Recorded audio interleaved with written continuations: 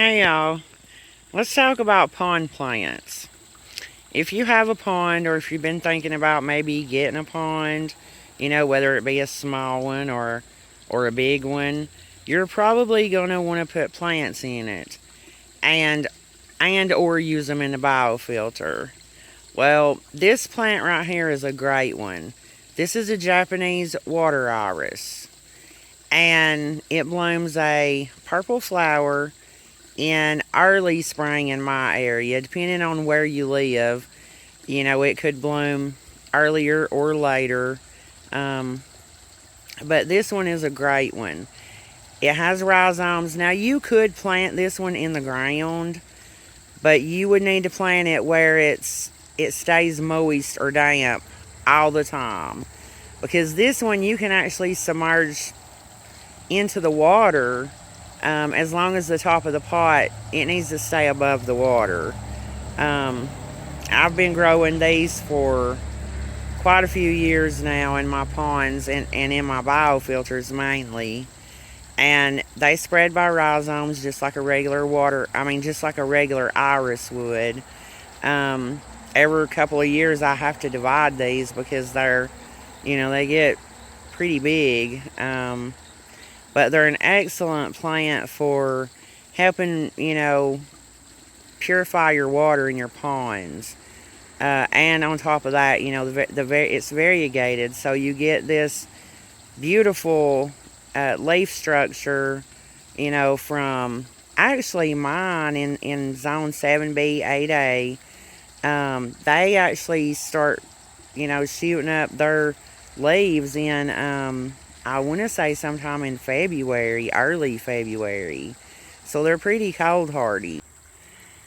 They are a zone 4 to 8. So this is one you definitely would want to try if you were, going to do a pond, or if you were going to do anything where, the ground or pot was going to stay really moist.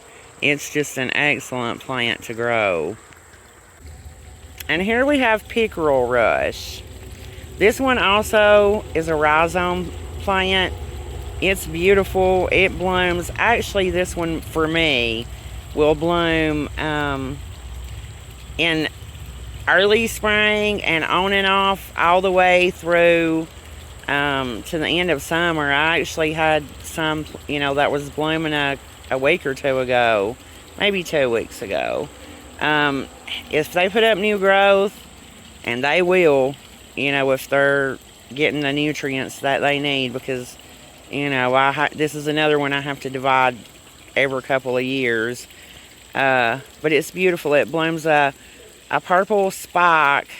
This one is good for a zone 3 to 10. And again, like I said, it's pretty vigorous. But, I just keep it in a pot in the water, and it's not really a problem for me. I love watching it bloom on and off through the summer, and it's great for, the hummingbirds and the bees. They cover it just like they would, any of the pollinator plants. And this one is a hardy water lily. So, it dies down, once we start having consistently cold weather, it'll die down.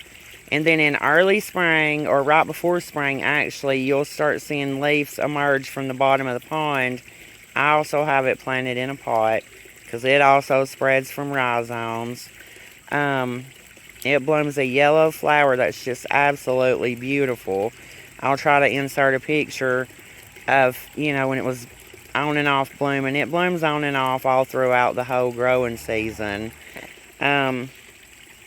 It is a zone 4 to 10, so it's pretty hardy too.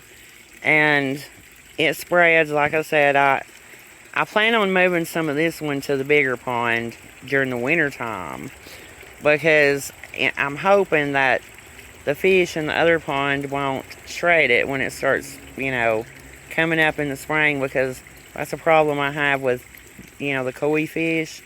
They will destroy your plants once they get bigger.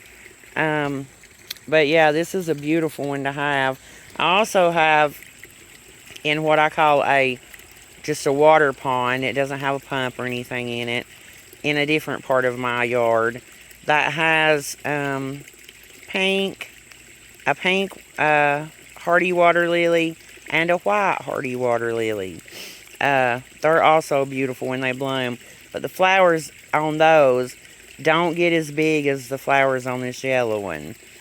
It's really pretty and well worth growing if you're going to have, a pond or any kind of little. You could actually plant this if you wanted to do like a half barrel or a water feature or something like that. It would be a great one to have in it. This is Parrots Feather. Now let's talk a little bit about this one. This one is actually invasive in my state, and I have it in my stream along with Creeping Jenny, which is not invasive. I mean, it's just a regular plant, but it'll grow in water just like any of the water plants. But you also can have Creeping Jenny planted in the ground. That's where most people have it. But the Parrot's Feather, it is invasive, like I said, in my state. And it's a zone 6 to 11. And the reason that I have it is because, and you can see it's pretty much between it and the Creeping Jenny. You can't see the stream.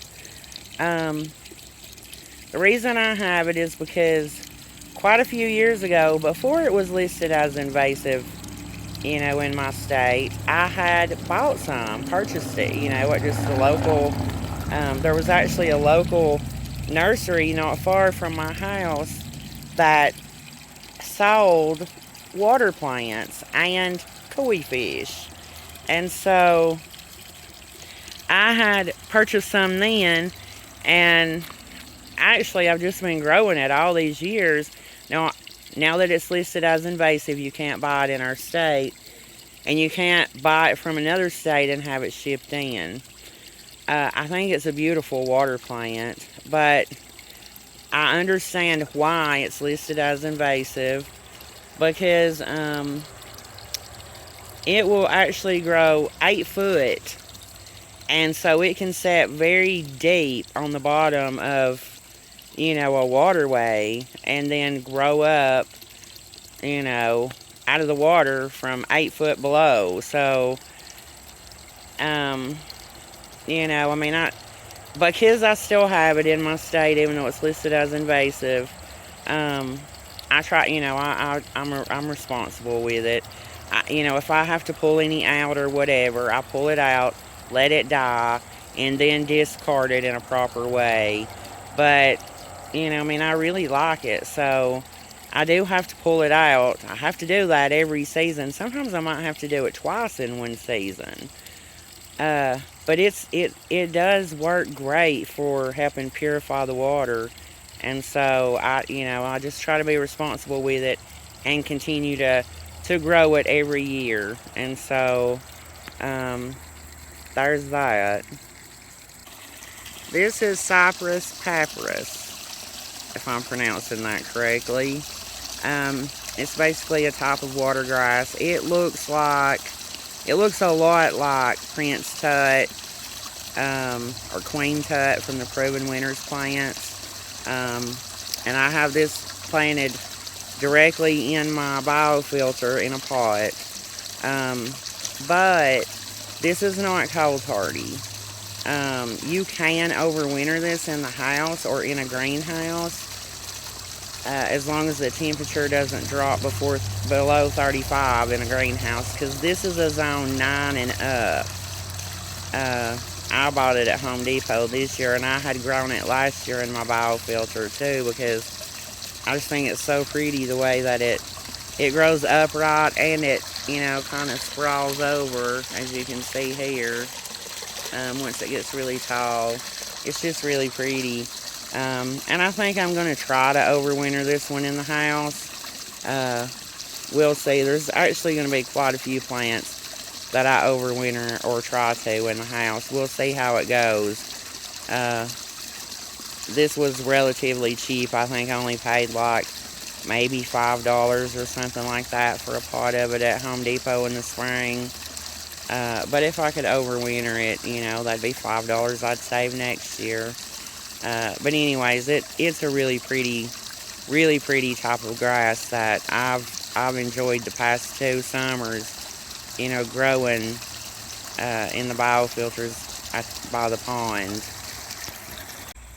This is another type of cypress, and this one is not in the pond, although you can grow this one in the water, just like you would any of the other water plants. Put it in a pot, or just, actually I've grown this one before just in a pot in the water with no soil or anything, and it grew and was super vigorous. In the pot, it got huge. And I used to dig this one up. This is a tall one. I used to pull it out of the pond, and overwinter it in the greenhouse, and it would die back all the way. And because my greenhouse is not heated unless we're having like some kind of crazy, sub-zero kind of weather for a couple of days, then I will, a lot of times, depending on what I've got in there, I may put a small heater in there for a night or two. But last year I actually planted this one in the ground, and it did great. And in the fall, I thought, before we were going to get our first frost, I thought, you know what, I'm not going to dig this up. I was just really tired of messing with it. And surprisingly to me, it actually overwintered right here beside the pond on the north side of the house. This is the north side of my house.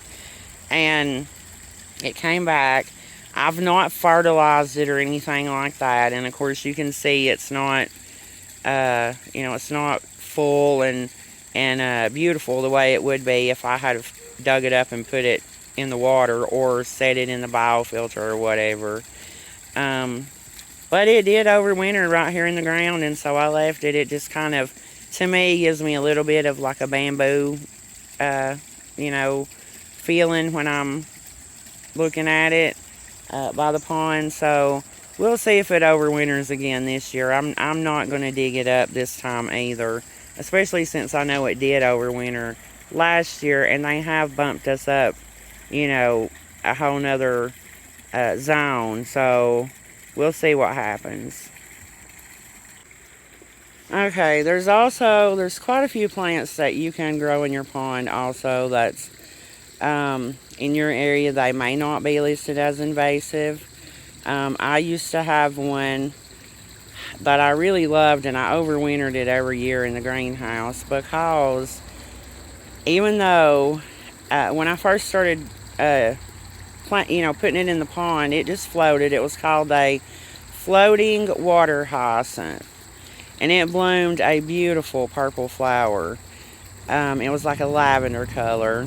I'll try to throw up a picture of it on the screen too. It is invasive now in our state. At the time when I first started growing it years ago, it was not listed as invasive, and so once it became, and I just would overwinter it every year, but once it became invasive and I couldn't purchase it anymore in my state, well then, I had it overwintering every year, so it just really wasn't that big of a deal. At the end of the season, they die. They're not cold hardy here. But I do understand why they're listed as invasive, because during the growing season, when they are in the water, they spread like crazy. And so I can see where that would be a problem, even in just the warmer months, of the growing season. It wouldn't take long to like block up, canals and rivers and that kind of thing. But anyways, year before last, we had like a crazy sub-zero thing that lasted 2 weeks actually in our area, and I didn't keep the greenhouse heated, the way that I should have, and it of course didn't make it. And so, but I will, throw up a picture of it on the screen so you can see what it looks like. And if it's not invasive in your state, you might want to consider growing it. The floating water hyacinth is a zone 9 to 11. So, if you're in a colder zone than that, it's not going to make it during the winter time unless you take precautions to try to overwinter it.